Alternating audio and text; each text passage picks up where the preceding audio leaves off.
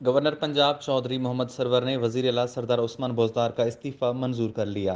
دوسری جانب سردار عثمان بزدار کی پنجاب کی وزارت اعلیٰ سے استعفے کا متن منظر عام پر آ گیا، جبکہ عثمان بزدار کا استعفیٰ منظور ہونے کے بعد پنجاب کابینہ بھی تحلیل ہو گئی۔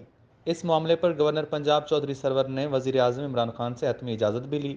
گورنر پنجاب چودھری سرور نے نئے قائد ایوان کے انتخاب کے لیے پنجاب اسمبلی کا اجلاس 2 اپریل کو طلب کر لیا۔ اس سے قبل وزیر اعلیٰ پنجاب سردار عثمان بزدار کے استعفے کے معاملے پر گورنر پنجاب چودھری سرور وفاقی دارالحکومت اسلام آباد پہنچے۔ ذرائع کا کہنا ہے کہ دارالحکومت اسلام آباد میں سیاسی معاملات کو دیکھتے ہوئے عثمان بزدار کے استعفے پر غور کیا گیا۔